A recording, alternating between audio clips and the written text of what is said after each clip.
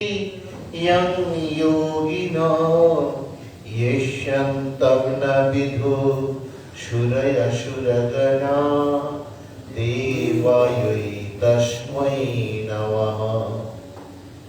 जय श्री कृष्ण चैतन्य प्रभु नित्यानंद श्री अद्वैत गदाधर श्रीवासादि गौर भक्त वृंद। हरे कृष्ण कृष्ण कृष्ण हरे हरे, हरे राम राम राम हरे हरे। ओम नारायणं नमस्कृत्यं नरं चैव नरोत्तमं देवीं सरस्वतीं व्यासं ततो जयमुदीरये। ओम नमो भगवते वासुदेवाय।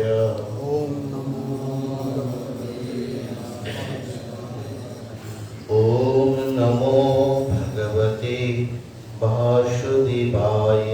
ओम नमो ओम नमो भगवते वासुदेवाय। ओम नमो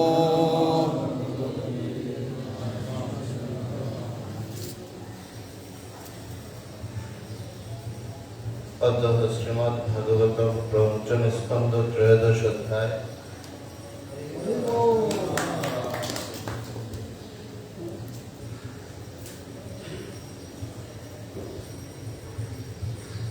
चतुर्थ नाम श्लोक।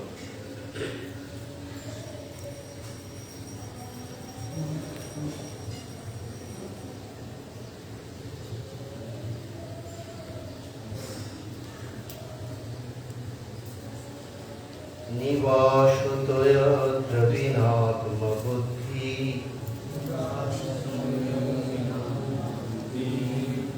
ततोस्ततो धावतीतो अटव्यम्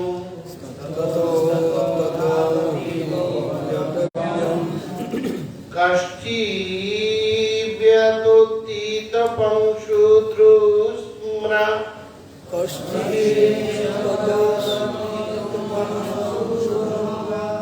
ईशो न जानाति राजस्य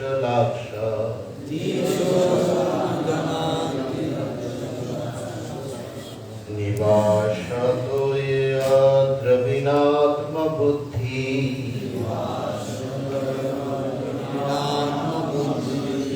ततोस्ततो धावति भो अटव्यम्।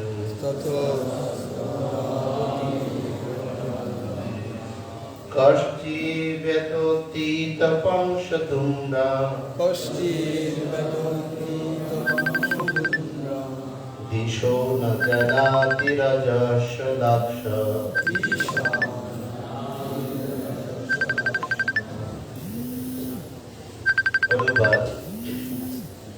হে রাজন, এই সংসার অরণ্যের পথে কখনো তার চক্ষু ঘূর্ণি বায়ুর ধূলিতে আচ্ছাদিত হয়, অর্থাৎ তার পত্নী রূপে মোহিত হয়ে, বিশেষ করে তার রজস্বলা অবস্থায় সে কামান্ত হয়। এইভাবে অন্ধ হয়ে যাওয়ার ফলে সে যে কোথায় যাচ্ছে এবং কি করছে, জগৎগুরু শ্রীল প্রভুপাদ কি জয়। বলা হয় যে গৃহস্থ জীবনের মূল আকর্ষণ হচ্ছে স্ত্রী, কারণ মৈথুন সুখই গৃহস্থ জীবনের কেন্দ্র। यन मैथुनादि गृहमिति सुखम हि तुच्छम। विशेषत्व व्यक्ति तार स्त्री के केंद्र करे दिन रात कठोर परिश्रम करे। जड़जागतिक जीवने तार एकमात्र सुख हच्छे मैथुन। ताई কর্মীরা বান্ধবী অথবা পত্নী রূপে স্ত্রীলোকদের প্রতি আকৃষ্ট হয়। বস্তুত পক্ষে যৌন অনুপ্রেরণা ছাড়া তারা কোনো কিছুই করতে পারে না। এই অবস্থায় পত্নীকে ঘূর্ণিবায়ুর সঙ্গে তুলনা করা হয়েছে, বিশেষ করে তার রজস্বলা অবস্থায়। যারা নিষ্ঠা সহকারে গৃহস্থ জীবনের বিধিবিধান পালন করে তারা কেবল মাসে একবার রজকাল অতিক্রান্ত হওয়ার পর পত্নী গমন করে। সে যখন সেই অবসরের প্রতীক্ষা করে তখন তার পত্নীর সৌন্দর্যের দ্বারা তার চক্ষু মোহিত হয়। তাই বলা হয় যে ঘূর্ণিবায়ুর ধূলির দ্বারা তার চক্ষু আচ্ছাদিত হয়। এই প্রকার কামার্ত ব্যক্তি জানে না যে তার সমস্ত কার্যকলাপ বিভিন্ন দেবতারা দর্শন করছে, বিশেষ করে সূর্যদেব, এবং তার সমস্ত কর্ম বিধিবদ্ধ হয়ে থাকছে তার পরবর্তী দেহ প্রাপ্তির জন্য। যেহেতু জড় জগতে জ্যোতি আসে বিভিন্ন গ্রহ নক্ষত্র থেকে, তাই এই বিজ্ঞানটিকে বলা হয় জ্যোতি শাস্ত্র। জ্যোতি ধারা গণনার দ্বারা ভবিষ্যৎ সম্বন্ধে জানা যায়, অর্থাৎ সূর্য, চন্দ্র, তারকা আদি সমস্ত জ্যোতিষ্ক বদ্ধ জীবের কার্যকলাপের সাক্ষী। তার ফলে সে বিশেষ ধরনের শরীর প্রাপ্ত হয়। যে কামার্ত ব্যক্তির চক্ষু সংসার জীবনের ঘূর্ণিবায়ুর ধূলিকণার দ্বারা আচ্ছাদিত হয়েছে, সে মোটেই ভেবে দেখে না যে তার সমস্ত কার্যকলাপ বিভিন্ন গ্রহ নক্ষত্র দর্শন করছে এবং সেগুলি লিপিবদ্ধ হয়ে থাকছে। তা না জানার ফলে বদ্ধজীব তার কাম বাসনা চরিতার্থ করার জন্য নানা প্রকার পাপ কার্য করে।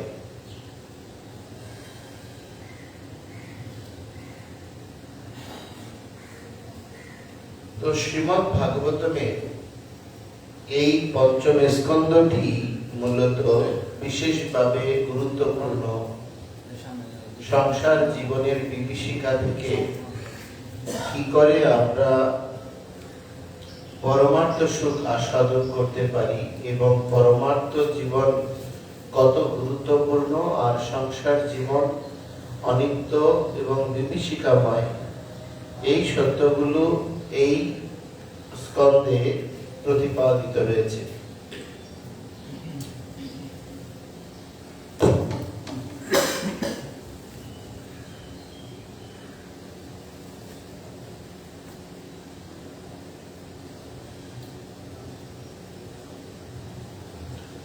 তো বাস্তবিকেই এই জগৎ সংসারটি অত্যন্ত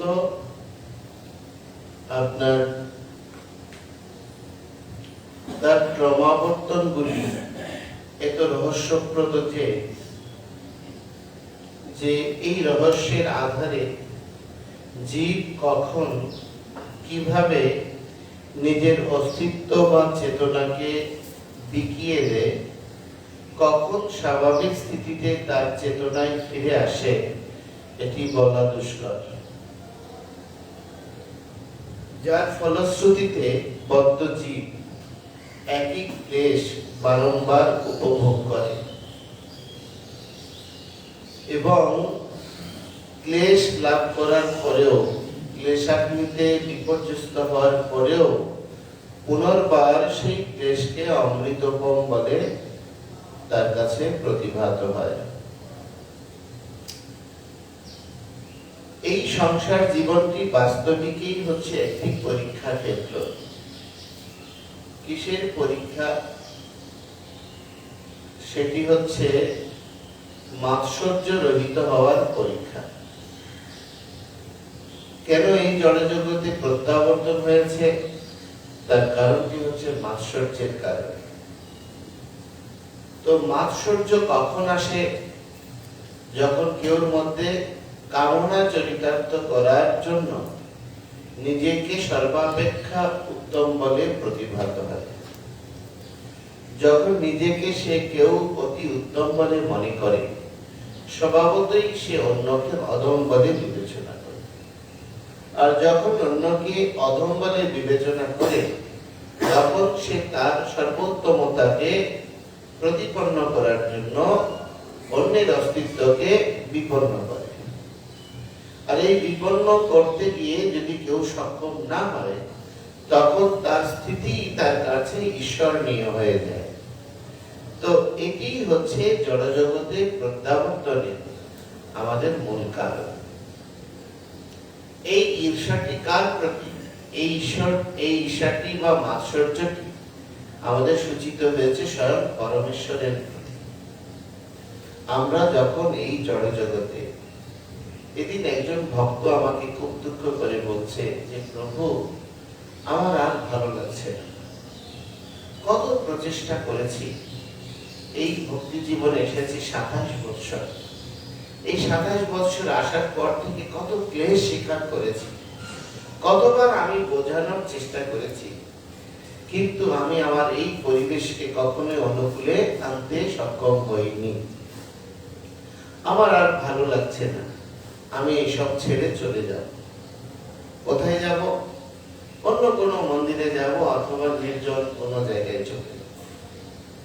তো তখন আমি তাকে বললাম যে দেখো, এটি প্রথমত তোমার বুদ্ধির বিভ্রান্তির ফসল। কেন? জন্ম হওয়ার পর থেকে জন্ম, মৃত্যু, জরা এবং ব্যাধি, এগুলি স্বাভাবিকভাবে আমাদের শরীরে প্রতিক্রিয়াশীল। এই ক্রিয়াসমূহ স্বাভাবিকভাবেই সংগঠিত হচ্ছে। তো ছোটবেলা থেকে আজ পর্যন্ত আমরা এক একজন কত হাজার বার অসুস্থ হয়েছি, শারীরিক প্রতিক্রিয়ার দ্বারা গ্রস্ত হয়েছি। কেউ হিসাব রাখতে পারবে? আজকে জ্বর, কালকে সর্দি, পরশু মাথা ব্যথা, তারপর দিন চোখের ছানি পড়া, কানের মধ্যে কর্ণমূল উঠা, কোন রকম রোগের কোন ইয়ত্তা আছে? তো তাকে আমি বললাম, তুমি কি আজকে থেকে ঔষধ খাওয়া বন্ধ করে দেবে? বলে, কেন প্রভু? আমি বলছি, কারণ তোমার এই শরীরকে তুমি কত হাজার বার লাইনে আনার চেষ্টা করেছো, কিন্তু তুমি আজ পর্যন্ত লাইনে আনতে পারছো না, একে তুমি নিয়ন্ত্রণ করতে পারছো না। তো সুতরাং এর উপর বিতশ্রদ্ধ হয়ে তুমি ঔষধি এবং পথ্য সমূহ গ্রহণ করা ছেড়ে দাও। তো বলে যে প্রভু, এটা কি করে সম্ভব? তাহলে তো মরে যাবো। তো মৃত্যুকে কেন ভয় পাচ্ছ? কারণ অস্তিত্ব বিপন্ন হওয়ার কারণে। তো সুতরাং আমাদের যে আশ্রমিক চেতনা, এই চেতনাটি বিপন্ন হওয়াটাও হচ্ছে মৃত্যুর সাক্ষী। তো মরবো না বাঁচবো? আমাদের বাঁচা উচিত না মরা উচিত? যদিও সাধু জীব বা মারব, সাধু জীবিত কি মৃত্যু কি, সব অবস্থায় কেবলই আনন্দ খন্ড। আসলে কিছু জিনিস আছে থিওরিক্যাল, কিছু জিনিস আছে প্র্যাকটিক্যাল। আমরা যে এইসব কথা বলি কেবলই আনন্দ খন্ড, এগুলো হচ্ছে শুধু সব থিওরিক্যাল। ঠিক বলছি না ভুল বলছি? টাইম ম্যানেজমেন্ট বলছি, কিন্তু বাস্তবিক আমি কি টাইম ম্যানেজমেন্ট করতে পারছি? সব ক্ষেত্রে হচ্ছে না। আমি বলছি মন নিয়ন্ত্রণের কৌশল, কিন্তু আমি কি আমার মনকে নিয়ন্ত্রণ করতে পারছি? তো অধিকাংশ জিনিস রয়েছে থিওরিক্যাল, এটাকে প্র্যাকটিক্যাল জীবনে আপনি আপনার গ্রহণক্ষম করা, সেটি হচ্ছে চরম তপস্যা। এই তপস্যা যে করতে সমর্থ হয়েছে, সে সাফল্য প্রাপ্ত হয়েছে, বা এই তপস্যার পরিণত ফল হিসেবে সে পরামর্শ লাভ করেছে বা কৃষ্ণ প্রেম লাভ করেছে, নচেৎ সে জড় জীবনের আবর্তে আবদ্ধ হয়েছে। এই জড় জগতে দেখবেন অধিকাংশ লোক, এমন কোন জীব নেই যে কামনার আবর্তে আবর্তিত হচ্ছে না। তার কারণটা কি? এই জড় জগৎটি সৃষ্টি হয়েছে কামনার দ্বারা। যখন ভগবান পরমেশ্বর ভগবান এই জড় জগৎ সৃজন করবেন, তো জড় সেটি মানে হচ্ছে অনিত্য। তো অনিত্য মানে হচ্ছে পূর্ণ অনিত্য না। যেমন জাগতিক যারা, মায়াবাদী যারা, তারা বলে ব্রহ্ম সত্য, জগৎ মিথ্যা। শ্রী চৈতন্য মহাপ্রভু বলছে ব্রহ্ম সত্য, জগৎ সত্য। কতক্ষণ সত্য? আমি স্বপ্নগ্রস্ত হয়েছি, কালকে একটা ভিডিও দেখলাম, যে গত পরশু দিনের কথা বলছি, পরশু দিন একটা ভিডিও দেখলাম, একটা লোক কেটে কেটে টুকরো টুকরো করছে। তো আমাকে পণ্ডিত প্রভু পাঠিয়েছে যে প্রভু এই ঘটনাটা কি, এটা কোথায় থাকে। তো আমি দেখতে গিয়ে আমি সেই রাত আর ঘুমাতে পারি, দুনিয়ার দুঃস্বপ্ন সব দেখছি, এত বাজে অবস্থা। তো আমি প্রভুকে বললাম যে এটা কারা দিয়েছে, এগুলো ডিলিট করার চেষ্টা করা যায় কিনা দেখো। তো কারণটা হচ্ছে এই যে বিভীষিকা আমাকে ভীতি উৎপন্ন করে এবং তার মানসিক ভারসাম্যকে নষ্ট করে। তো এখন প্রশ্নটা হচ্ছে এসব কেন দিচ্ছে? কারণ সে যে দিচ্ছে সে মনে করছে যে ও আমি আহামরি কিছু একটা করে ফেলেছি, ঠিক কি না? এর ক্রিয়া এবং প্রতিক্রিয়া সম্পর্কে সে সম্পূর্ণরূপে অজ্ঞ। আমাদের এখন ভক্তদের কি সমস্যা, এই যে আমরা অনেকের দোষ ধরছি বর্তমান বিভিন্ন পরিস্থিতির জন্য। এর জন্য কি আমরা কিছুই জানি না? দায়ী কিনা? আমরা একটা যদি কোনো বৈষ্ণব সেবা হচ্ছে সেটাও ছবি পোস্ট করছি, আমি একটু খাচ্ছি ভালো মন্দ সেটাও ছবি পোস্ট করছি। এদিন শ্রীপাদ চারুচন্দ্র প্রভু নারীদেরকে কিছু প্রসাদ দেয়া হয়েছে, কিন্তু প্রসাদটা এত বিকৃত ভাবে উপস্থাপন করা হয়েছে। দিচ্ছ কেন, ছবি তুলছ কেন, পোস্ট করছোই কেন, কিসের জন্য করছে সে নিজেও জানে না, সে পরিপূর্ণ অজ্ঞ। এবং আমি আমার অজ্ঞতার দ্বারা আর কোন একজন বিজ্ঞ ব্যক্তির প্রতিক্রিয়া সৃজনের কারণ হচ্ছে কিনা সেটাও সে অনুভব করছে না, সে নিজেকে ক্রেডিট মনে করছে। এই ধরনের ভ্রান্তি সূচক চেতনাগুলো কেন আমাদের মধ্যে আবর্তিত হয়? কারণটা হচ্ছে এই জগৎটাই সৃষ্টি হয়েছে কামনা প্রসূত। পরমেশ্বর ভগবান চিন্তা করলেন জগৎ সৃজন করবেন। জগৎটা কিরকম হবে? এটা নিত্য ও অনিত্য। কেন? এটা হচ্ছে ক্ষণ নিত্য, আর নিত্য নিত্য নয়। এটা হচ্ছে ক্ষণ নিত্য, স্বল্প সময়ের জন্য নিত্য। তো সুতরাং স্বল্প সময়ের এখানে ক্রিয়া প্রতিক্রিয়াগুলো সবগুলি সত্য, এগুলো মিথ্যা নয়। স্বপ্নের মধ্যে অনেকে বলে স্বপ্ন হচ্ছে মিথ্যা, স্বপ্ন সত্য। স্বপ্নে আপনি সুখ আস্বাদন করেন, স্বপ্নে আপনি ভীত হন, স্বপ্নে আপনি ক্রন্দন করেন, স্বপ্নে আপনি কামগ্রস্ত হন, স্বপ্নে আপনি কি করেন? মৃত্যুবরণ করেন, অস্তিত্বহীন মনে হয়, হয় কি না? হয় না? তো সুতরাং এগুলো কি অসত্য নাকি? এগুলো সত্য। সেটা হচ্ছে স্বল্প সময়ের সত্য। আপনি একটা মশার জীবন আর একটা মানুষের জীবন, এই দুটাকে যদি ব্যবধান করতে চান তাহলে আপনি মশার জীবনকে স্বীকারই করবেন না। কারণ মশার জীবনটা আপনার বৃহৎ জীবনের একটা ক্ষুদ্রাংশ, এটা আপনার কাছে গণনায়ও করবে না, তাই কিনা? এটা 2 দিন 2.5 দিন। তো আমার 100 বছর বা 50 বছর বা 60 বছরের পরমায়ুতে সেই 2 দিনটা কি গণনায় করবে? আপনার কাছে খুব গুরুত্বপূর্ণ মনে হবে? তো আপনার কাছে গুরুত্বহীন হতে পারে, কিন্তু তার কাছে অত্যন্ত গুরুত্বপূর্ণ। তো পরমেশ্বর ভগবান যখন জগৎ সৃজন করতে চেয়েছেন তখন তার আকাঙ্ক্ষা রূপী কামনা সেটি তার দৃষ্টি থেকে প্রকাশিত হয়েছে। সেই দৃষ্টিটা কি? সেই দৃষ্টিটা হচ্ছে কৃষ্ণ হচ্ছে সচ্চিদানন্দ পূর্ণ পরমেশ্বর, আর তার পরাৎপর মূর্তি বা তার বিস্তার হচ্ছে শিব তত্ত্ব। সেই দৃষ্টিটি হচ্ছে শিব, আর যার যেটি মাধ্যম সেটি হচ্ছে মাতা পার্বতী। তো তাদের সম্মিলনে এই জগৎ সৃজিত হয়েছে। তো এটা হচ্ছে একটা কামনার গর্ত। এখানে আপনি দেখবেন একটা ছোট বাচ্চা শিশুর মধ্যেও কামনার ক্রিয়া প্রতিক্রিয়া রয়েছে। আপনি দেখবেন স্নেহ বাৎসল্য থেকে আপনি সবসময় একটা বিপরীতার্থক লিঙ্গের প্রতি স্বভাবতই কি হবে? প্রত্যেকের আকর্ষণ তৈরি হয়। যদিও যেমন দেখবেন একটা বাচ্চা মেয়ে, সে স্বভাবতই শিশু, তার মধ্যে কোনো অনুভূতি শূন্য, কিন্তু সে কি করবে? সে তার পিতা ভ্রাতাদের প্রতি তার অনুরাগটা বেশি। কিন্তু একটা বাচ্চা ছেলে, সে তার মাতা ভগিনীর প্রতি অনুরাগটা বেশি, কিন্তু সন্তান তো সন্তান। এখানে আসক্তির বিবর্তনটা খুব সূক্ষ্ম রূপে কাজ করছে। তো এই জন্য পূর্বতন আচার্যরা বলছেন যে আসক্তির ক্রমাবর্তনটি জন্মের প্রারম্ভ থেকেই সূচিত হয়, সেটা পরিবেশ ভেদে কি হয়, বিকশিত হয়। তো একজন পূর্ণ আদর্শিক গৃহস্থ, সে গৃহস্থ মানে গৃহে স্থিত। গৃহে স্থিত মানে কি? গৃহ মানে কি? গৃহ মানে হচ্ছে এই পূর্ণাঙ্গ জগৎ সংসারটা কি একটা গৃহ? পূর্ণাঙ্গ জগৎ সংসারটা একটা গৃহ। হ্যাঁ, এটা একটা গৃহ। সেটা হচ্ছে ব্যাপক অর্থে গৃহ। সেই গৃহের অধিকর্তাকে স্বয়ং ভগবান বাসুদেব। তো এই জন্য সেই বাসুদেবের সম্পর্কে এই জগতের সমস্ত সৃষ্টি আমাদের পরম আত্মীয়।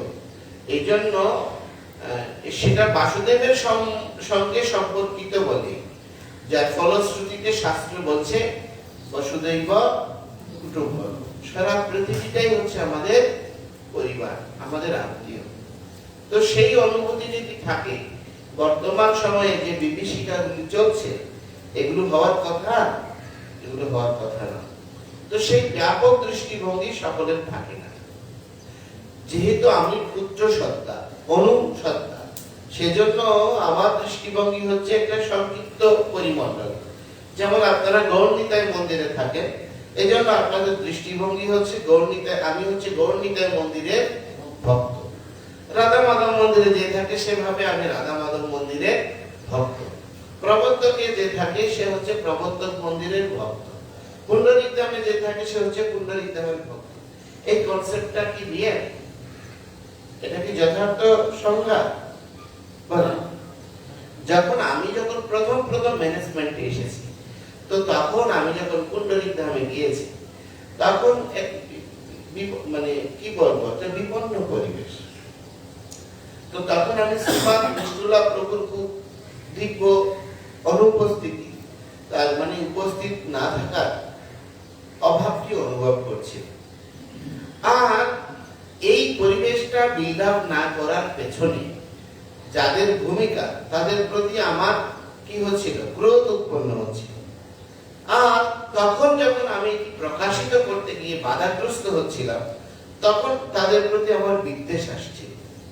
আর আমার ভাবনা হচ্ছিল কি, ইসকনের যদি ভালো এই চট্টগ্রামে কি করতে চায়, উন্নতি বিধান করতে চায়, তাহলে পুণ্ডরিক ধামকে কি করতে হবে, বিল্ড আপ করতে হবে, এটাকে বিকশিত করতে হবে। তখন আমি মনে করেছি পুণ্ডরিক ধামের উন্নয়নই হচ্ছে ইসকনের উন্নয়ন। এটা ঠিক আছে? হ্যাঁ, সেই সময়ের জন্য ঠিক আছে, বুঝতে পারছি। এটা হচ্ছে আপেক্ষিক সত্য, পূর্ণ সত্য নয়। যখন আমাকে কো-ডিভিশনাল সেক্রেটারি করেছে, তখন অন্যদের প্রয়োজন গুলো আমার অনুভব হচ্ছে। তখন আমি আমার প্রয়োজনটাকে তখন গুরুত্ব দিচ্ছি। তখন আমার প্রয়োজনটাই আমার কাছে মুখ্য, কিন্তু অন্যদের প্রয়োজনকেও আমি গুরুত্ব দিচ্ছি, কিন্তু প্রধান নয়। তাদের গুরুত্বগুলো, প্রয়োজনগুলো আমার কাছে মুখ্য নয়, আমারটা হচ্ছে মুখ্য, আর ওদেরটাও প্রয়োজনীয় মনে করছি, কিন্তু অত মুখ্য নয়, মানে গৌণ। যখন আমাকে পরমার্থ গুরু মহারাজ 2016 সালে তিনি আমাকে আমাদের মাধবী নন্দিনী মাতাজির বাসায় তিনি আমার সঙ্গে প্রায় 2.5 ঘন্টা কথা বলেন। তো তিনি আমাকে বললেন যে চিন্ময়, যে আমি প্রত্যাশা করি তোমার কাছে যে তোমাকে যেভাবে আমি স্নেহ করছি, ভালোবাসছি একজন পিতা হিসেবে, তো সেইরূপ আমার অবর্তমানে তুমিও আমার সব পুত্রদেরকে সমান ভালোবাসো। তিনি আমাকে বললেন যে তুমি যেভাবে শ্রী পুণ্ডরিক ধামের উন্নয়নকে নিজের বলে মনে করছো, ঠিক সেই রকম তোমার এই 13টি মন্দিরকে তুমি সমান গুরুত্ব প্রদান করবে। তোমার কাছে কোনটি মুখ্য, কোনটি গৌণ যেন না হয়। তো প্রসঙ্গক্রমে আমি গুরু মহারাজ বলছে, আমি খুব এক ভক্তের কাছ থেকে খুব দুঃখ পেয়েছি। তো গুরু মহারাজ যে মুখে এরকম কথা কখনো শুনিনি, কারণ গুরু মহারাজকে বলা হয় অকৃত দ্রোহ।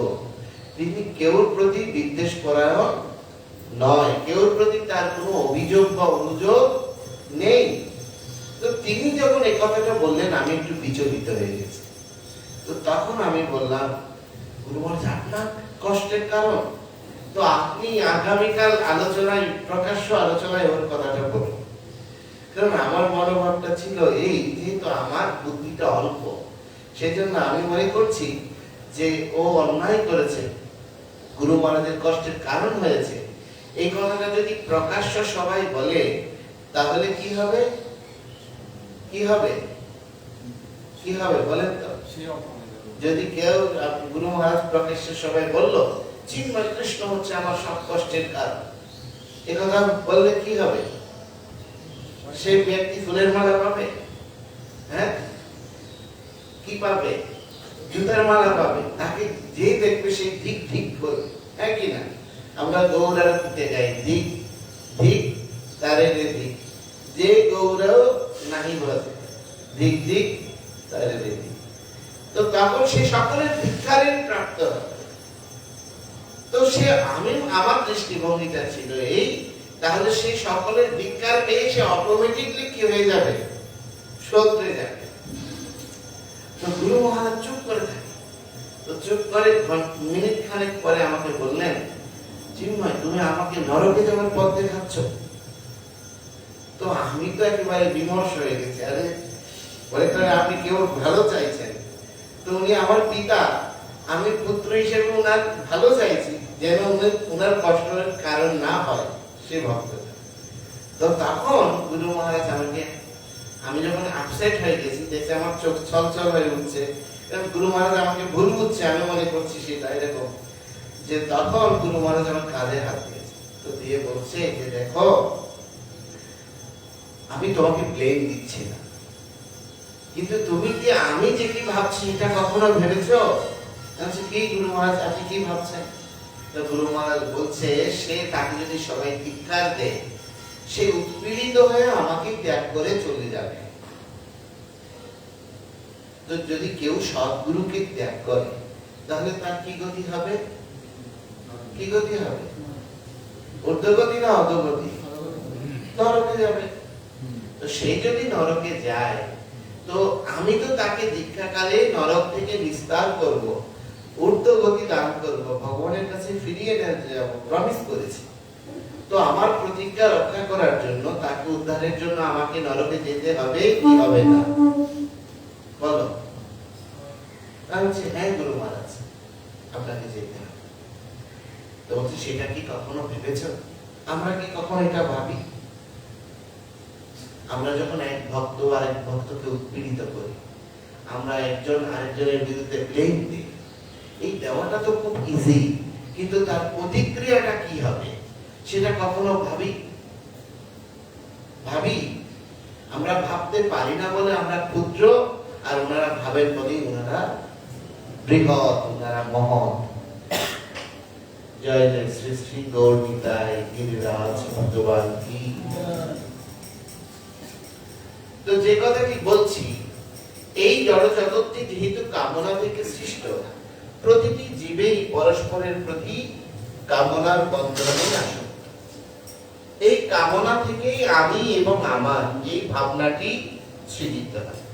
এই কামনা থেকেই আমরা মনে করছি গৌরনিতাই মন্দিরটি হচ্ছে আমার, আর রাধা মাধব মন্দিরটা হচ্ছে আরেকজনের, প্রবর্তক মন্দিরটা হচ্ছে আরেকজনের, পুণ্ডরিক ধামটা হচ্ছে আরেকজনের।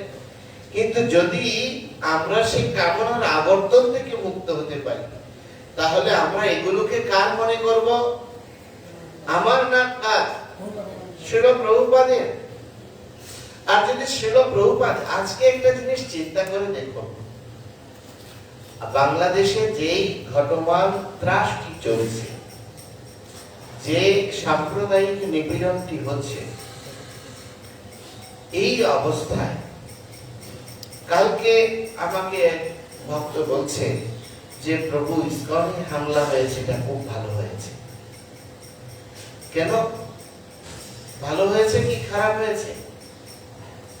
আপনার দৃষ্টিতে খারাপ হয়েছে, কিন্তু তার দৃষ্টিতে ভালো। কেন বলছে? এত বছর আমরা নিপীড়িত হয়েছি, আমাদের আর্তিগুলো বৈশ্বিক দরবারে পৌঁছানো যায়নি। আপনি দেখেন মায়াপুরে প্রত্যেকটা দিন বাংলাদেশ নিয়ে কোনো না কোনো সেশন কি হচ্ছে, কোনো না কোনো সেশন অনুষ্ঠিত হচ্ছে। সেখানে কোনো না কোনো পর্যায়ে বলা হচ্ছে আজকে যজ্ঞ হচ্ছে বাংলাদেশের জন্য, কালকে বিক্ষোভ হচ্ছে, পরশুদিন মশাল মিছিল হচ্ছে, একটা না একটা হচ্ছে।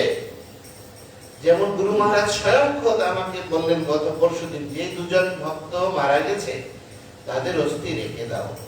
এটা শ্রীরাম মায়াপুরে 10,000 ভক্তের উপস্থিতিতে বৃহৎ মহোৎসব হয়ে তাদের অস্থি বিসর্জন হবে গঙ্গা। বুঝতে পারছেন তো গুরু মহারাজের মনোভাব কিরকম, কিরকম ভাবছে, কত দয়াদ্র চিত্ত নিয়ে। কারণ গুরু মহারাজ মনে করছেন না এরা মৃত্যুবরণ করেছে, এরা ভগবত ভক্তি প্রতিষ্ঠায় বিস্তারে একটি গুরুত্বপূর্ণ অবদান তারা রেখেছে, তাদের জীবন উৎসর্গ করেছে।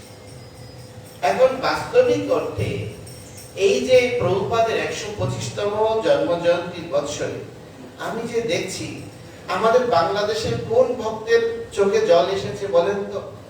এই যে ভক্তরা উৎপীড়িত হচ্ছে, আমাদের আপনারা কেউ কান্না করেছেন? কেউ কাঁদেননি।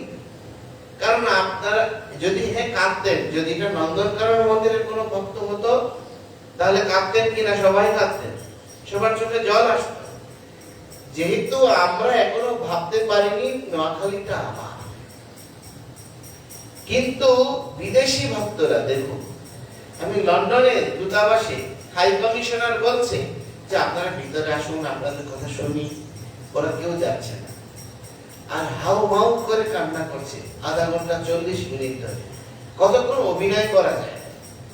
আমাদের যে কলকাতায় শ্রীপাদ রাধারমন প্রভু, হ্যাঁ, উনি কথা বলতে সাক্ষাৎকার দিচ্ছে এবিপি আনন্দকে, দিতে গিয়ে উনি চোখের জল ফেলছে।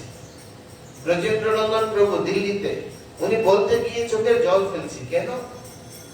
কারণ ছিল প্রভুপাদের শ্রী বিগ্রহকে পোড়ানো হয়েছে প্রভুপাদের 125তম জন্ম জয়ন্তী উৎসবে, এবং যেই বৎসরটি সারা পৃথিবী জুড়ে প্রভুপাদের যশগানের জন্য মুখরিত, সেই বৎসরটিতেই প্রভুপাদকে অপমান করা হয়েছে, প্রভুপাদের কৃপাশ্রিত সন্তানদেরকে মারা হয়েছে। এতে তাদের হৃদয়ে কি হচ্ছে? ক্রন্দন হচ্ছে। কারণ তারা হৃদয় থেকে এই ইস্কনকে নিজের পরিবার বলে গ্রহণ করেছে, শ্রীল প্রভুপাদকে এই পরিবারের কর্তা বা পিতা রূপে গ্রহণ করতে পেরেছে। তো আমাদের চেতনা যদি সেই পর্যায়ে যায় তাহলে আমাদের চোখেও জল পড়বে। আমাদের চেতনা যদি সেই পর্যায়ে যায় আমাদেরও হৃদয় ক্ষোভিত হবে। আপনি চিন্তা করেন, প্রতিটা দিন কর্মসূচি চলছে কোনো না কোনো, সারা পৃথিবীময় বাংলাদেশ, সারা পৃথিবীময়। তো এটি কেন হচ্ছে? তার কারণটি হচ্ছে তারা প্রভুপাদকে এবং ইস্কনকে নিজের বলে নিয়েছে। শ্রী চৈতন্য মহাপ্রভুর এই অপ্রাকৃত প্রেম আন্দোলনকে শ্রীল ভক্তি বিকাশ স্বামী মহারাজ বলছেন যে এইরকম বিভৎসতা আমরা কামনা করতে পারি না। কোন ধর্ম এই ধরনের শিক্ষা প্রদান করে না।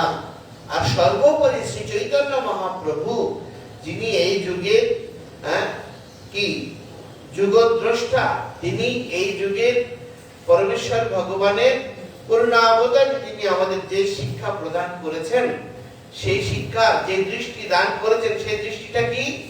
প্রেমময় দৃষ্টি, ভালোবাসার দৃষ্টি, পরস্পরের অনুভূতিকে নিজের অনুভূতি বলে গ্রহণ করা। বলছে পারমার্থিক জীবনে সুখ লাভের সর্বোত্তম উপায় কি? অন্যের দুঃখকে নিজের বলে গ্রহণ করা। আর পারমার্থিক জীবনে দুঃখ লাভের কারণ কি? কিসের জন্য আপনি দুঃখ পাবেন? কিসের জন্য? কি জন্য দুঃখ পাবেন? যে অন্যের দুঃখে আপনি ব্যথিত হচ্ছেন না, সেজন্য দুঃখী হতে পারেন। আপনার দ্বারা অন্যের উৎপীড়নে, আপনি অন্যের উৎপীড়নের কারণ হচ্ছেন, সেজন্য দুঃখী হবেন। কিন্তু অন্যের সুখে আপনি সর্বদাই হর্ষোৎফুল্লতা বা আনন্দ অনুভব করবেন। এটি হচ্ছে পারমার্থিক জীবন, এটি হচ্ছে প্রেমপূর্ণ দৃষ্টি। তো এইরকম দৃষ্টিভঙ্গিতে যদি কেউ উপনীত হতে পারে, সেই কামনার গহ্বর থেকে বেরিয়ে আসা সম্ভব। সে গৃহস্থ হোক, সে ব্রহ্মচারী। বলা হচ্ছে একজন গৃহস্থ 100 জন ব্রহ্মচারী অপেক্ষা শ্রেষ্ঠ। কেন? শ্রীল পরমানন্দ গুরু মহারাজ বলছেন যে আমরা কিরকম ত্যাগী, কারণ আমাদের ত্যাগ করার কিছুই নেই, এই জন্য আমরা ত্যাগী। হ্যাঁ কি না? মনে করেন কোন একটা ভক্তের আইফোন আছে, প্রভু আপনি ত্যাগী? হ্যাঁ প্রভু আইফোনটা একটু ত্যাগ করে দিন। কি বলবে? যদি তার ইগোতে লাগে, সে আপনার সঙ্গে রিলেশনই রাখবে না। ঠিক বলছি না ভুল বলছি?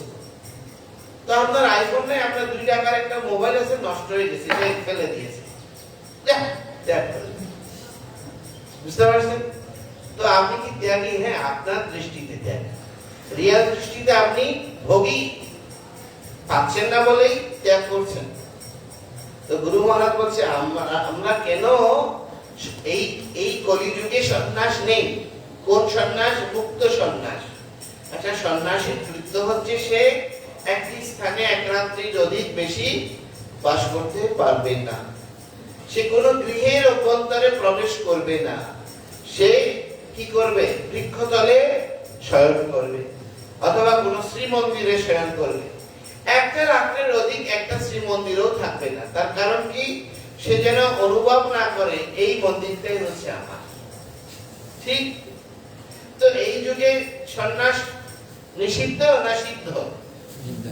হ্যাঁ, তো নিষিদ্ধ হলে কি করে আমাদের আচার্যরা সন্ন্যাসী? এই যুগে মুক্ত সন্ন্যাস নিষিদ্ধ, এই যুগে হচ্ছে ক্ষেত্র সন্ন্যাস সিদ্ধ। তো ক্ষেত্র সন্ন্যাস কেন? একটি নির্দিষ্ট স্থানে থাকবে, একটা নির্দিষ্ট অথরিটির অনুশাসনে থাকবে। আমাদের ব্রহ্মচারীরা কখন মন্দিরে আসে, কখন বের হয়, হ্যাঁ, কখন ঢুকে কখন আসে, কেউ জানে না। জিজ্ঞেস করে কোথায় গিয়েছো? প্রচারে গিয়েছে। আরে তোমাকে এই প্রচারে গুরু দায়িত্বটা দিয়েছেটা কে? আমরা যে সবাই প্রচার করতে চাই কিনা? হ্যাঁ, সবাই প্রচার করতে চায়। রিয়েলি কি আমরা সবাই প্রচার করতে পারি? বলেন না, পারি? স্বরূপ স্থিতিতে সবাই কি প্রচারক? গোলক বৃন্দাবনে কি সবাই শুধু প্রচার করে? ওখানে সবাই কি করে? সেবক। ওখানে কোনো প্রচার নাই। প্রচার আছে এই জড় জগতে। চিন্ময় জগতে কোনো প্রচার আছে? সেখানে শুধু সেবা আছে, সেখানে আপনি সেবক। তাহলে সেটা আপনি যে প্রচার করছেন, সেই প্রচার করার কোনো কোয়ালিটি আপনার মধ্যে নাই, কারণ সেই কোয়ালিটি নিত্যকালে আপনার ছিল না। নিত্যকালেই তো আপনি সেবক ছিলেন, কোনো না কোনো সেবায় নিযুক্ত ছিলেন, কোনো না কেউর আনুগত্যে, কোনো মঞ্জুরির আনুগত্যে, সখীর আনুগত্যে, কেউ না কেউর আনুগত্যে সেবা অধিকার দিয়ে করো নিজ দাসী। এই নিবেদন ধরো, সখীর অনুগত করো। কোনো না কোনো সখীর অনুগত ছিলেন। তো সুতরাং এই যুগে, এই পৃথিবীতে, এই সময়ে আপনি তো প্রচারক নন। প্রচারটি কে করতে পারেন? প্রচার কে করতে পারেন বলেন তো? কে প্রচারক? কে প্রচারক? একটু বলুন। প্রচারক হচ্ছে স্বয়ং ভগবান। কারণ ভগবান হচ্ছে অব্যক্ত, তাকে কেউ ব্যক্ত করতে পারে না। পারে? ভগবানকে কেউ বর্ণনা করতে পারে? ব্রহ্মদেব কি বলছেন? যে আমি এত বছর তপস্যা করে বুঝতে পেরেছি, আপনাকে কেউ বুঝতে পারে না। তো আমরা ভাবছি আহা আমি গীতা ভাগবত বুঝিয়ে দিয়েছি, আমি ব্রহ্মজ্ঞান দিয়ে দিয়েছি, বিশাল পণ্ডিত বানিয়ে দিয়েছি। এগুলো কি মূর্খামি? না, এটা জ্ঞান প্রসূত চেতনা। এটা হচ্ছে মূর্খামি। তো প্রকৃত জ্ঞানটা কি? প্রকৃত জ্ঞানটা হচ্ছে প্রচারের কোনো সামর্থ্য আমার নেই। তো কখন প্রচার করতে পারবেন? কৃষ্ণ যদি আপনাকে দিয়ে প্রচার করা। তো কৃষ্ণ কিভাবে প্রচার করবেন? জীবেরও নিস্তার লাগি নন্দসুত হরি ভুবনে প্রকাশ হন গুরুরূপ ধরি। তো তিনি যদি গুরুরূপে প্রকাশিত হয়ে আপনাকে আদিষ্ট করেন যে রাঘব কীর্তন তুমি কি করো? প্রচার করো।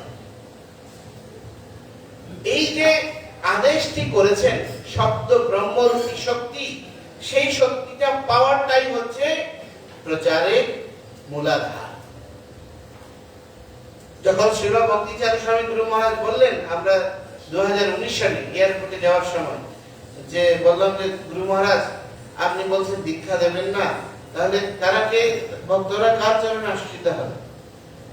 তো চারুচন্দ্র প্রভু আমাদের দিকে তাকে বলছে তোমরা দীক্ষা দাও।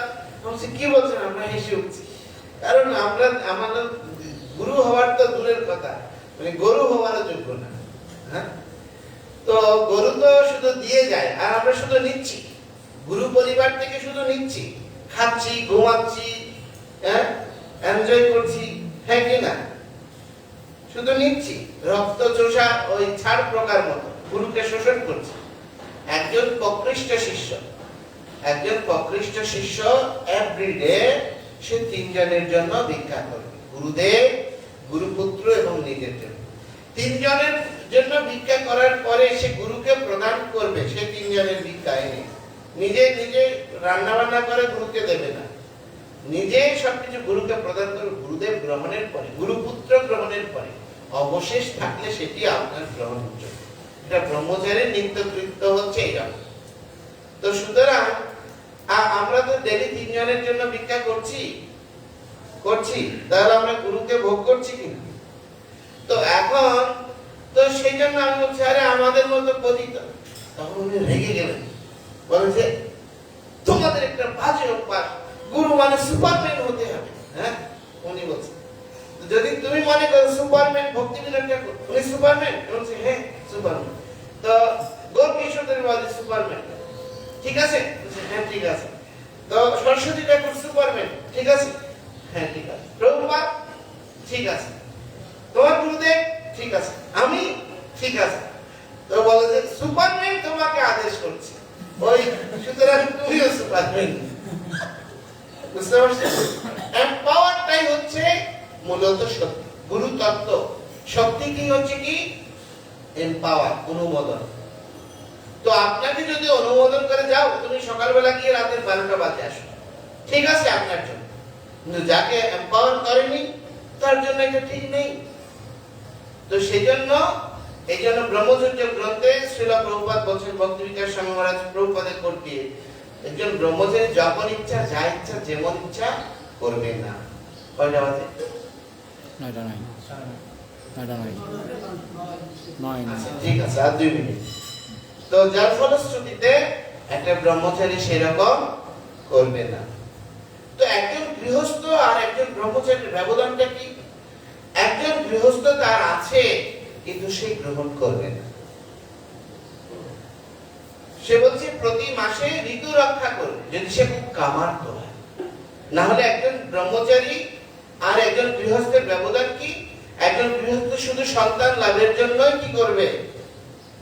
একজন গৃহস্থ সন্তান লাভের জন্যই প্রজনন করবে, অর্থাৎ দাম্পত্য জীবন গ্রহণ করবে। শ্রীল ভক্তিবিনোদ ঠাকুরের কয়টা সন্তান? হ্যাঁ, কয়টা? ভক্তিবিনোদ ঠাকুরের কয়টা সন্তান? হ্যাঁ, তো ভক্তিবিনোদ ঠাকুর এই 11 বারই কি করেছেন? গর্ভধান করেছেন। জীবনে স্ত্রী সঙ্গ করেছেন শুধুমাত্র 11 বার। বুঝতে পারছেন? কিসের জন্য? কিসের জন্য? সন্তান জন্মদানের জন্য। তো উনি কি ব্রহ্মচারী? হ্যাঁ, উনি সন্ন্যাসীর থেকেও উত্তম।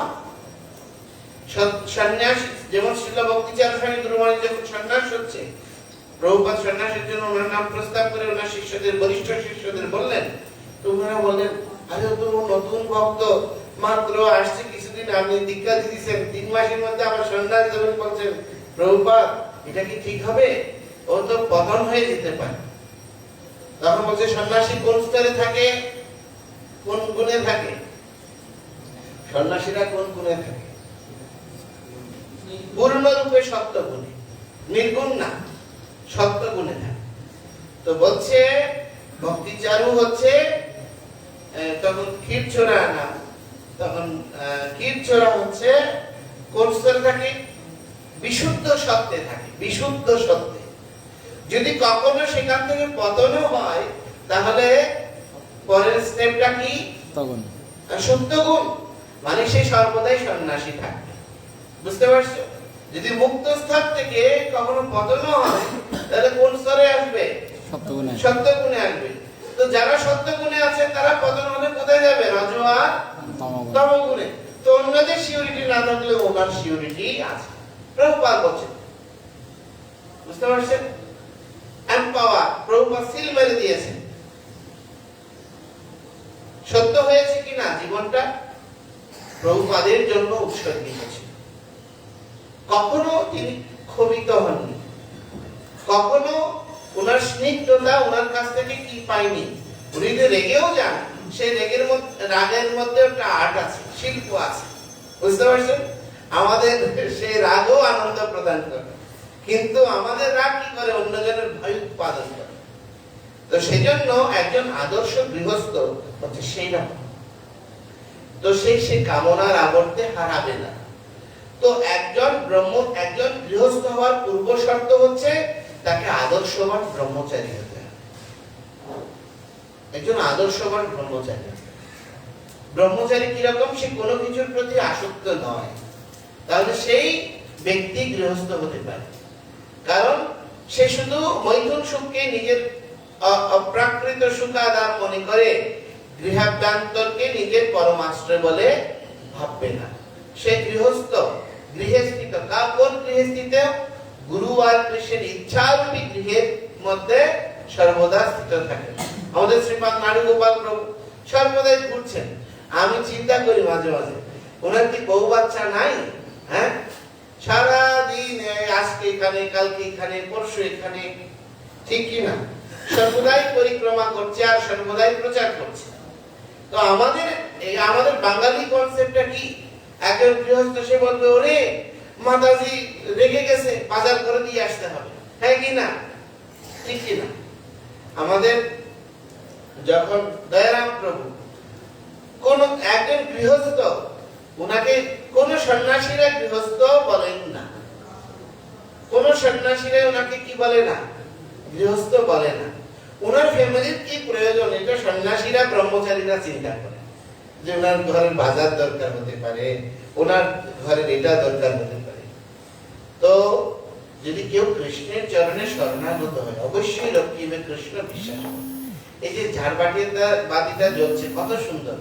এখানে এমন কেউ আছে, যদি একেবারে বিসিএস ক্যাডার, বড় অফিসার আমাদের প্রভু আছেন, তো উনি কি মাসে ইনকাম করে ওনার ঘরকে, উনি চাকরি নিয়ে এরকম ডেকোরেশন করে, একদম হাইফাই মন্দির যেভাবে সজ্জিত করা হয়েছে, এরকম একটা রুমে, এরকম একটা ফ্ল্যাটে বাস করার মতো কোয়ালিটি আছে?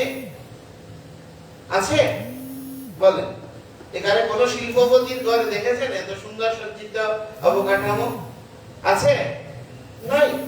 তো আমরা এখন সেই জায়গায় আছি। তাহলে এটা আমার কোয়ালিটি না প্রভুপাদের কোয়ালিটি? তো ভাবছিটা কি? মন্দিরটা আমরা বানাইছি, আমরা কালেকশন করছি। আপনাকে কেউ এক টাকাও দেবে? আমার যখন রাস্তায় আপনারা দাঁড়ান, কত মহিলা ভিখারিরা আসে ভিক্ষা খুঁজতে, আপনারা দেন? আমরা কতজন থেকে নিই, তোমাদেরকে দিতে পারি। আরে তুমি নিতে পারো, আরেকজনকে দিতে পারো না, এটা হয় নাকি? হ্যাঁ, কিন্তু তোমাকে দিচ্ছে কেন? ওর চাহিদা 1 টাকা, ও তো ছোট ভোগী, আর আমি কত বড় ভোগী, আমার জন্য দরকার লাখ টাকা। ওর হচ্ছে 1 টাকা, আমার হচ্ছে কত? লাখ টাকা। তো আমি লাখ টাকা নিয়ে কি করব? এনজয় করব? আমি লাখ টাকা কেন নিয়েছি? এই জন্য 70,000 টাকা একটা আইফোনের সেট নেব, একটা গিফট নেব, একটা কম্পিউটার নেব, এই জন্য একটা মোটরসাইকেল নেব, দৌড়াবো না। আমি প্রভুপাদ এবং গুরুদেবকে উৎসর্গ করব। তুমি যদি প্রয়োজন মনে করে আমার জন্য কিছু, পিতা যদি পুত্রকে কিছু প্রদান করে সেটি সিদ্ধ, আর যদি পুত্র পিতার সম্পদ হরণ করে এটা হচ্ছে অসিদ্ধ। তো সেজন্য একজন আদর্শ গৃহস্থ আর ব্রহ্মচারী যে যাই বলুন না কেন, যদি বাস্তবিক অর্থে আমরা এই দৃষ্টি, অসাম্য দৃষ্টি থেকে, সাম্য দৃষ্টি হচ্ছে কি, সমদৃষ্টি মানে কি, সবকিছু শ্রীল প্রভুপাদের বলে ভাবা, সবকিছু গুরুদেবের বলে ভাবা, সবকিছু কৃষ্ণের বলে গ্রহণ করা, এবং পরিপূর্ণ নিজের সামর্থ্য আর শক্তিও কৃষ্ণের, এই সত্যকে বিশ্বাস করা। আর এটি যার মধ্যে সৃজিত হবে সে এই জগতে বিজিত হবে, সে জয়ী হবে। আর ভীষ্মদেব কি বলছেন শ্রীমদ্ ভাগবত প্রথম স্কন্ধে, বিজয় সখী। ভগবান হচ্ছে কার সখা? বিজয়ীর সখা, কোন পরাজিতের সখা না। তো যে বিজয়ী হবেন কৃষ্ণ তাকে মিত্র রূপে গ্রহণ করবেন, প্রভুপাদকে মিত্র রূপে গ্রহণ করেছেন। তো আপনারা যদি সে মিত্রতা পেতে চান, আমরা সেই বিজয়ীর বন্ধু হতে হবে। তো বিজয়ী ব্যক্তি হচ্ছে শ্রীল প্রভুপাদ, শ্রীল গুরু মহারাজ। তো আমরা যেন ওনাদের প্রিয় হয়ে থাকতে পারি। ওনাদের প্রিয় হওয়াটাই জ্ঞানমূলম গুরু মূর্তি, পূজামূলম গুরু পদম, মন্ত্রমূলম গুরু বাক্য, মোক্ষমূলম গুরু কৃপা। আপনি দিনান্তে সবকিছু করে আসলেন। আমরা আইডিসি কোর্সে কি পড়েছি? আইডিসি কোর্সে পড়েছি যে কখনো যদি শিক্ষাগুরু বা দীক্ষাগুরুর সিদ্ধান্তের সঙ্গে অথরিটি সিদ্ধান্তের ব্যবধান হয়, কোন সিদ্ধান্তটা গ্রহণযোগ্য, কোনটা গ্রহণ করতে হবে? গুরুটা, শিক্ষাগুরুটা না অথরিটিটা? কোনটা? হরি বল। হ্যাঁ হ্যাঁ, না, গুরুদেবেরটা না, অথরিটিটা। বুঝতে পারছেন? কারণ অথরিটি মানে হচ্ছে শ্রীল প্রভুপাদ। ইসকনের মূল কর্তৃপক্ষ কে? প্রভুপাদ। তো প্রভুপাদ, এই জিবিসি মানে কি? প্রভুপাদ। তো জিবিসির অধস্তন যারা এই প্রতিষ্ঠানকে ইনস্ট্রাকশন দিচ্ছে, তারা জিবিসির হয়েই দিচ্ছে। বুঝতে পারছেন? বুঝতে পারছেন? তো সেটার আমি একটা প্র্যাকটিক্যাল প্রমাণ পেয়েছি শ্রীল সুবক স্বামী প্রমাণের কাছে। যখন আমাদের ভক্তি প্রদীপ প্রভু আর হচ্ছে বিষ্ণু চরণ প্রভু দুজনের হরিনাম দীক্ষার জন্য নিয়ে গেলাম, তখন উনি কি বললেন? উনি বলছে, আরে না না, আমি দীক্ষা দেব না। আমি বলছি, মহারাজ আপনি এরকম করবেন না প্লিজ, আমি অনেক অনুরোধ করছি। এই পান্না, তো উনি আমাকে আদর করে পান্না, এই পান্না তুই আমাকে জ্বালাস না তো। তারপর বলে যে আচ্ছা এরা কত বছর হয়েছে ভক্তি জীবন? আমি বলছি ভক্তি প্রদীপে 7-8 বছর হয়েছে, বিষ্ণু চরণের হয়েছে 4-5 বছর। বলে যে হ্যাঁ, আমার কানা গরু দান করতে আসছিস? হ্যাঁ, তো আমি বললাম কানা গরু মানে বুঝিনি। এত বছর তাইকা যদি জয় পতাকা মহারাজ না দেখে আর ওনার কৃপা না ভাই, তো কানা গরু না তো কি? তো তারপরে অনেক কষ্টে রাজি হলো। এক শুক্রবারে সকালবেলা কেউ যেন না দেখে, আলি আলি যজ্ঞ, তুই যজ্ঞ করবি তাই না আমি দীক্ষা দেবো। ঠিক আছে, আমি করবো। যজ্ঞ করলাম। তো দীক্ষা প্যান্ডেলে বসলো, বসে কি করলো? দীক্ষা দিল, মানে নিয়ে থেকে যজ্ঞ করলো। তো আমরা স্বাভাবিক নিয়মে কি জানি, এরপরে মালা দেই। তো যেই মালা দিতে বললাম, তার কিসের মালা? ওদের তো মালা আছেই। তারপরে আমি বলছি তাহলে একটু নাম বলে দিন। আমি তোর কথা শুনবো না, প্রভুপাদের কথা শুনবো। প্রভুপাদ যা বলেছে, যা করেছে আমি সেটাই করবো।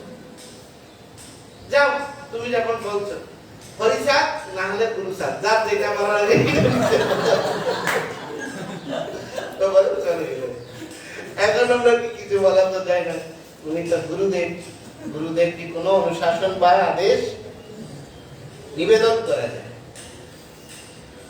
ঠিক সেই রকম যেমন আগে এরকম বলার 3 হয়ে গেল, এদিকে মালাও দেয় না, এখন তো এরাও বিভ্রান্ত, কি করবে? তারপর আমি 2 দিন ধরে প্রতিদিন বিকালে আচার বানিয়ে খাওয়াতাম। তো আসলে মাসখানেক থাকতো। তো যখন আমি আচার বানিয়ে খাচ্ছি, তুই তো আমার মায়ের মতো করে খাওয়াচ্ছিস। কারণ উনি একটু অসুস্থ ছিল, তো খেতে চাইছিলাম। এটার ওষুধ, এটা খেলে এটা উপকার হবে, এরকম বলে বলে খাওয়াই, আরেকটু খেলে আরেকটু ভালো হবে। এই তুই তো আমার মায়ের মতো করছিস। তখন সে মা যদি একটা কথা বলে রাখবেন, বলে যে কি, বলে যে তাহলে একটু আপনি নাম টাম কিছু দেন। তো তারপরে শেষে সন্ধ্যায় নিয়ে আসি, তারপর দেখি দুটা মালা রেডি করেছেন, জপমালা। তারপর জপমালা গুলো দেওয়ার সময় বললো তোমার নাম বিষ্ণুচরণ, তোমার নাম ভক্তিপ্রভু। তো যে মালা দিছে আমি তো আমার কাজ শেষ, আমি চলে এসেছি। পরে কি বলছে আর জানি না। তো ওদেরকে নাকি বলছে মঙ্গলারতি আগে হলে সবচেয়ে ভালো, না হলে দর্শনার্থীর আগে 16 মালা জপ কমপ্লিট করতে হবে। মরো আর বাঁচো, এই শর্তে আমি তোমাদেরকে মালা দিয়েছি, না হলে আমার মালা আমারে ফিরিয়ে দাও। তো এখন গুরু আদেশ। তো পরের দিন আমি ড্রেসিং করতে গেছি, দেখি মালা আসতেছে না।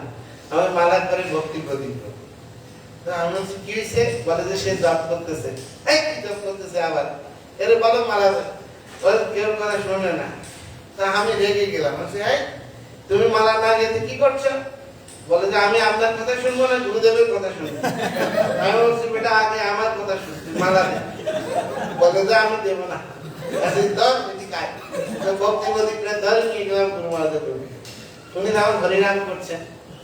যে গুরু মহারাজ আপনি নাকি বলছেন হরিনাম করতে আর মালা না গাঁথতে, এখন ভগবানের দর্শন দিতে পারবো না, কি করবেন আপনি? তখন উনি বলছে এই আগে অথরিটির কথা, তুমি সাধনা করবে তোমার জন্য, আর অথরিটি আদেশ করছে কিসের জন্য? প্রতিষ্ঠানের জন্য। আর প্রতিষ্ঠান হচ্ছে প্রভুপাদ। তো শুধু তোমারটা তুমি কাবার করে নেবে। তুমি যদি এই দর্শনার্থীর আগে জপ করতে চাও, তো তুমি মঙ্গলারতির আগে উঠে 2 ঘন্টা আগে উঠে জপ শেষ করে নাও। তুমি 2 ঘন্টা আগে শুয়ে পড়ো। তুমি অজুহাত দিতে পারবে না সেবার জন্য, আমার সেবা আছে জন্য সাধনায় বিঘ্ন হবে, এজন্য আমি সেবা করতে পারবো না, এটা অজুহাত দেওয়া যাবে না। বলছে তুমি ভগবানের মালা গাচ্ছ, তো এটা তুমি বলতে আমাকে জপের সময় যে আমার ওই টাইমে কি আছে, মালা সেবা আছে। তো আমরা কি করছি? গুরুদেবের ইনস্ট্রাকশনকে নিজের মতো করে গ্রহণ করছি, নিজের মতো করে ব্যাখ্যা দিচ্ছি। ঠিক বলছি না ভুল বলছি? তো সেই জন্য এই দৃষ্টিভঙ্গি থেকে আমাদের উঠে আসা উচিত। গুরু এবং কৃষ্ণের ইচ্ছার প্রতি সন্তোষের জন্য নিজের জীবনকে উৎসর্গ করা উচিত এবং পুরো ইস্কনকে প্রভুপাদের পরিবার বলে ভাবা উচিত। আর এই নন্দনকানন মন্দির, রাধা মাধব মন্দির, পুণ্ডরিকধাম, প্রবর্তন, এগুলো হচ্ছে সেই ঘরের এক একটা কামরা, এক একটা রুম। তো আমরা সবাই একই পরিবারের বাসিন্দা, এই মনোভাব আমাদের থাকা উচিত। যেমন আমাকে কালকে আমি যখন একটা বাজেট দিচ্ছি ভক্তরা কিভাবে কোন কোন মন্দিরকে কিভাবে এখন সেট করা দরকার, কি দরকার, এটা একটা আমরা হিসাব করছি। তো একজন বলছে প্রভু একটু বাড়াই দেন আমার ওখানে। আরে কেন বাড়াই দেবো? গুরুদেব প্রভুপাদের অর্থ বলছে এটা তো গুরু মহারাজ দেবে। আরে বেটা তো তোর মন্দিরে তো অর্থ আছে, এখন 9,000 দিন তুই 5 লাখ টাকা প্রভু না আমি কি করে দেবো? আরে তুমি দিতে পারতেছো না, সেটা নোয়াখালীকে নিজের মনে না করে, তো তুমি গুরু মহারাজের অর্থ কি করে নিবা? উনার কি কোনো আবশ্যকতা নাই? খুব খেয়াল করেন তো দৃষ্টিভঙ্গি কত আমরা সংকুচিত চিন্তা করতে পারছেন। তো এই দৃষ্টিভঙ্গির ঊর্ধ্বে যদি উঠতে না পারি, প্রভুপাদকে নিয়ে যদি ভাবতে না পারি, তাহলে এই সংসারে একদিন আমরা হারিয়ে যাব। হরে কৃষ্ণ কৃষ্ণ কৃষ্ণ হরে হরে, হরে রাম রাম। জয় শ্রীমদ ভাগবতম কি, জগৎগুরু শ্রীল প্রভুপাদ কি, শ্রী গুরু মহারাজ কি।